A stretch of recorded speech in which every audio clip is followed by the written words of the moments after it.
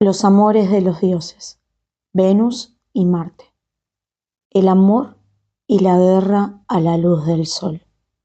En aquellos tiempos en que los titanes ya habían sido vencidos y los jóvenes dioses olímpicos, con Júpiter a la cabeza, gobernaban las regiones celestes y terrestres, uno de los derrotados conservaba su lugar en el cielo.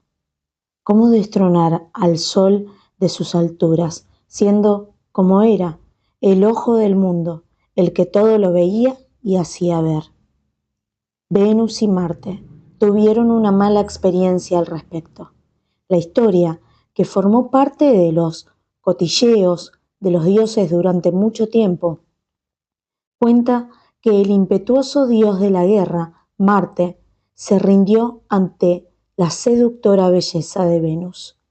Él, que no sabía de amigos ni de enemigos, pues a todos emparejaba en la muerte y en la destrucción.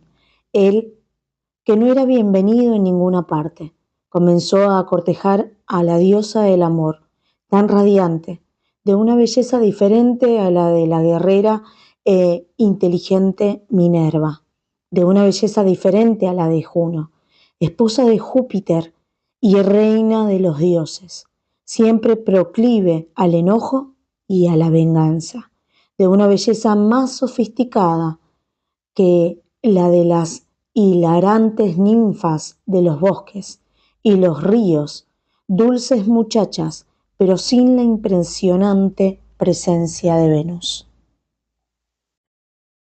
Venus, consciente de que su fuerte era el amor y no la guerra, sabía que seducir y provocar la seducción era su arte más logrado.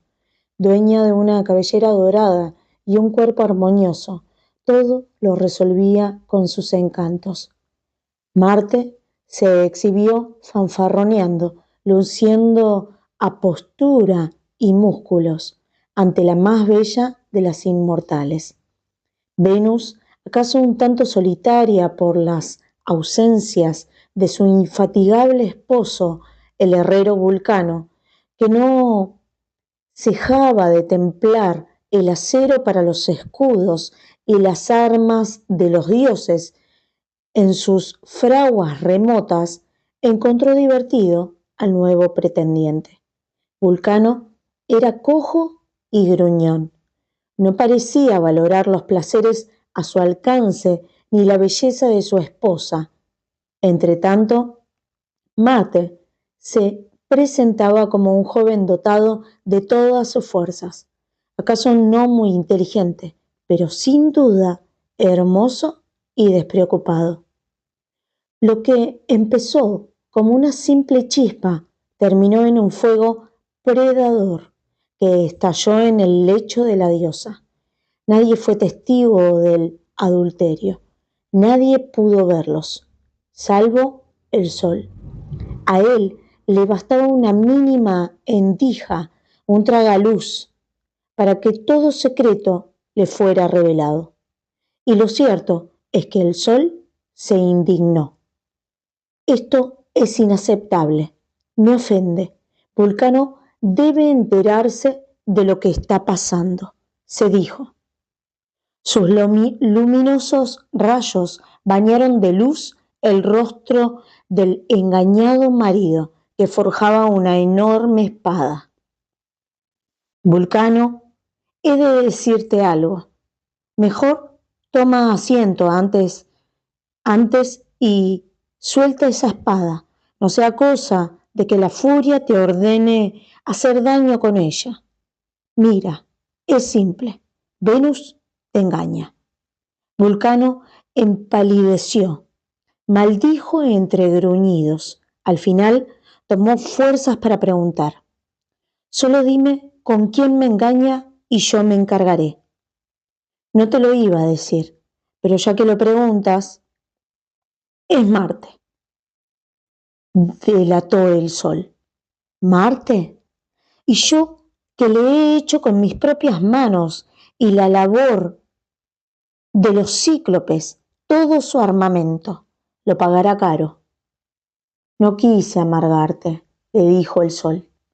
Descuida, te lo agradezco.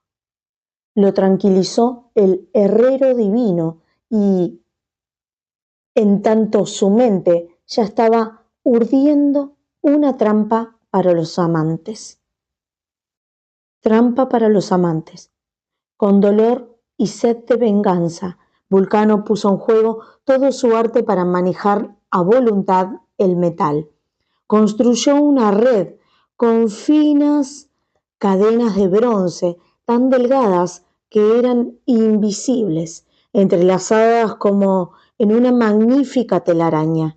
Con toda la astucia de la que fue capaz, colocó la red en el lecho, de modo que, ante la mínima presión, se accionara el mecanismo. Hecho esto, Vulcano se fue a trabajar, siempre afanoso. Al rato fueron a dar en el lecho los cuerpos de Marte y Venus, entre risas y caricias. Cuando Vulcano regresó al hogar, encontró a los amantes en el lecho, inmovilizados por los lazos de bronce, como dos fieras salvajes entampadas en la selva, ceñidos entre sí y expuestos a las habladurías. En realidad, el propio Vulcano abrió las puertas de marfil de su palacio y comunicó al resto de los inmortales la noticia. Las diosas, por pudor, no concurrieron al cuarto para ver a los amantes, pero los dioses, empezando por Júpiter, corrieron a saciar su curiosidad. Con delicada irrefrenable malicia, todos prorrumpieron en carcajadas, atrapados como peces en la red, desnudos a la vista de todos, sin secretos, fueron el blanco de las burlas. Dicen que durante mucho tiempo, en ese tiempo inextinguible de los inmortales, las risas de los dioses se escuchaban en el Olimpo, en el palacio rodeado de nubes desde donde Júpiter gobernaba. Entretanto, Venus pasó de la vergüenza a la furia y no tardó en exigir castigos para el delator. El sol, que todo lo veía y escuchaba, estaba al tanto de la cólera y sabía que se había ganado una enemiga.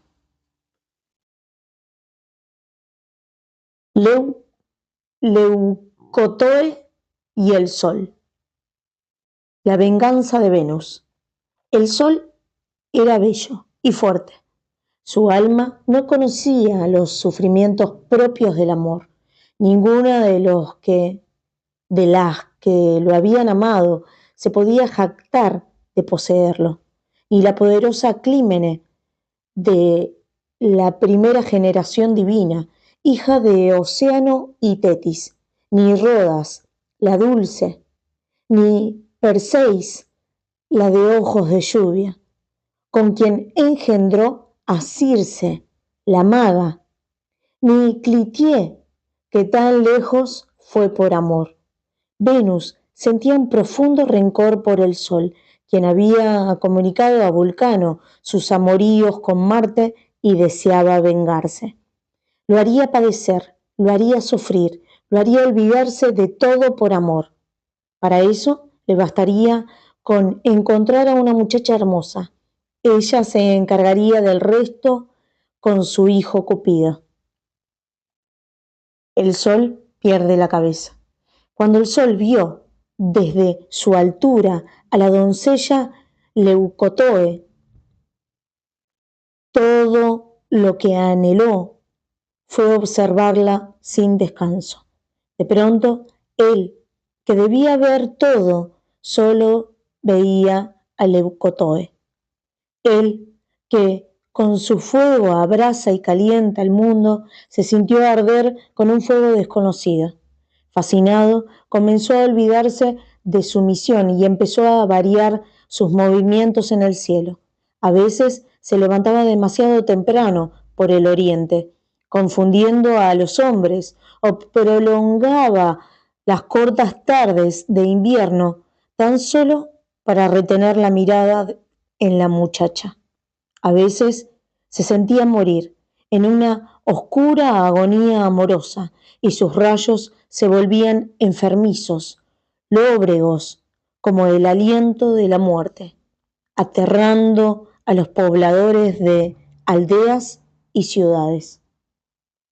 Entretanto, Clytie, acaso tan bella como Leucotoe, pero por quien el sol no sentía esa agonía, no hacía más que mostrarse ante el Dios del cielo para atraerlo hacia su lecho.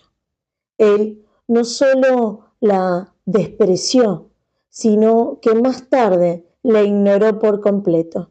Sus ojos estaban dirigidos únicamente a Leucotoe. Leucotoe era hija de Eurínome, la más hermosa mujer del país de los perfumes. Al crecer, su belleza superó a la de la madre y a la de las madres de todas. Su padre era Órcamo, un poderoso gobernante. La falsa madre. Al fin, el sol decidió descender a la tierra. Dejó a sus caballos pastar en los campos donde la ambrosía crece como la misma hierba.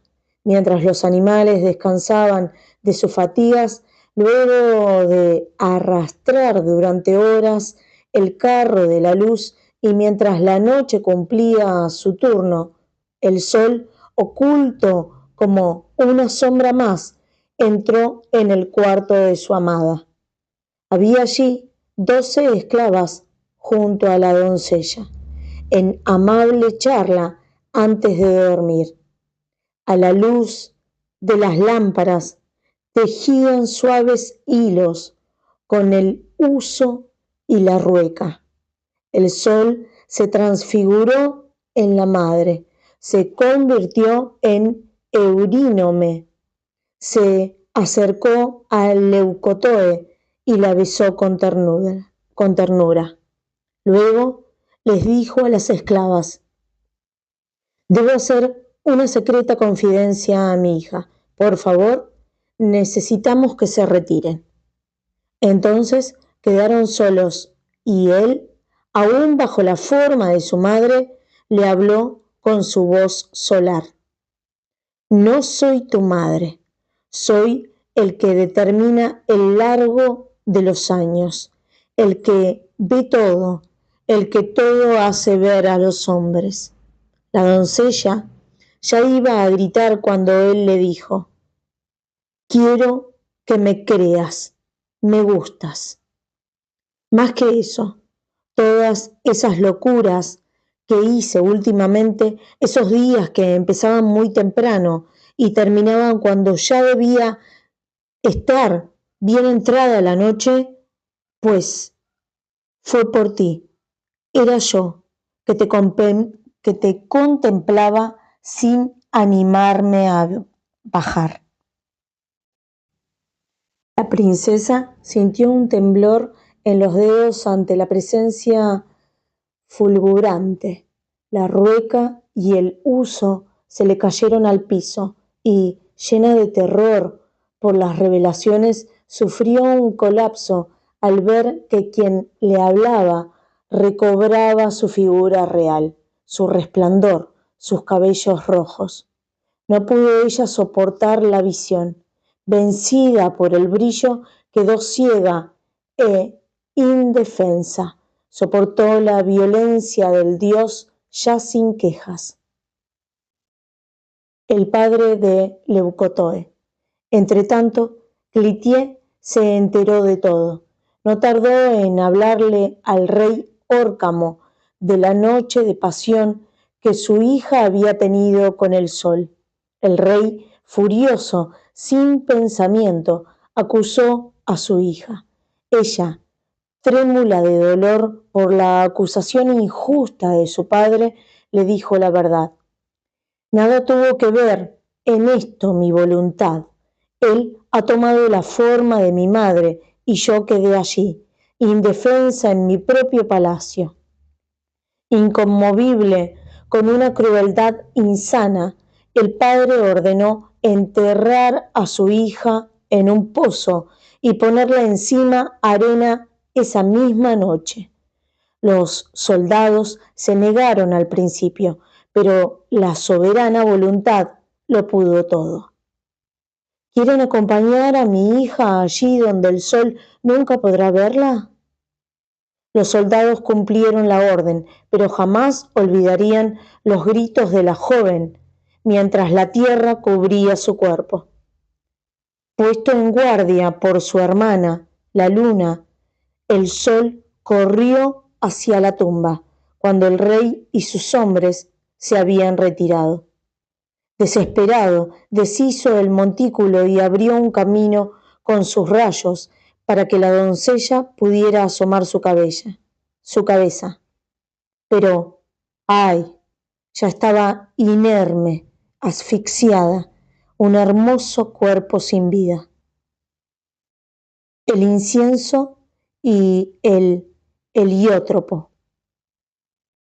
Así fue que el conductor de los caballos alados, el sol, experimentó un dolor solo comparable con el momento en que su hijo Faetón le exigiera los caballos y el carro.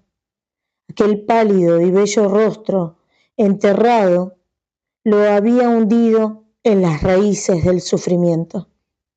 Lo sintió frío y por eso intentó darle calor, pero las parcas no permitirían jamás que una muerta regresara a la vida. Ni siquiera los dioses pueden cometer una acción tan grande en contra de la corriente de las cosas.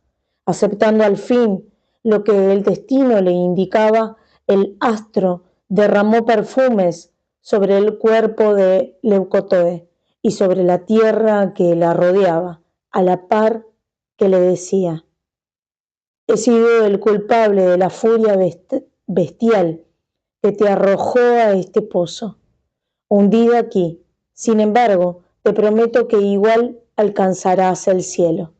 Dicho esto, empapado del cuerpo con el néctar celestial, oliendo la tierra a misteriosa magia, el cuerpo de la doncella se hizo agua, luego raíz y, al fin, una vara de incienso se irguió en la tierra, apuntando hacia lo alto. En vano, Clitié aguardó a que su delación le trajera algún beneficio. El sol no se le acercó más, eliminando de cuajo toda esperanza. No tardó la delatora en enloquecer, consumida por el amor. Se quedó inmóvil a la intemperie, noche y día, sin comer, llevando apenas una gota de rocío a sus labios, en el suelo desnudo, con sus cabellos al viento, cada vez más desordenados. Una sola cosa le importaba, y era lo único que hacía: seguir el camino del sol por el cielo. Hacia allí dirigía su vista, sin hacer ningún otro movimiento. Sus miembros entonces se adhirieron a la misma tierra.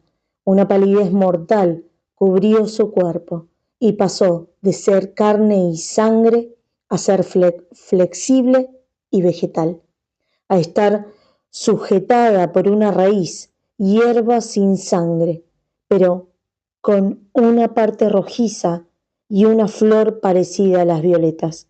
Así, transformada en heliótropo, conserva su amor por el sol, y hacia él se vuelve sin cesar.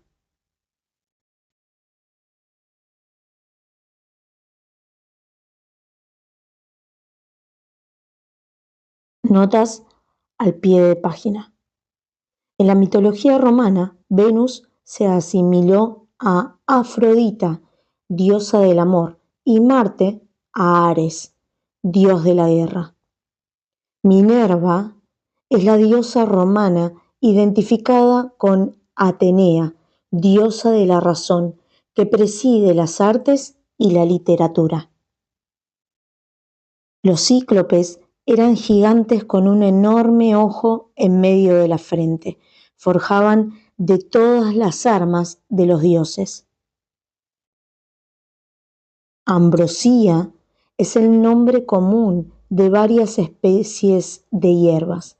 También se designaba así el nombre del alimento de los dioses.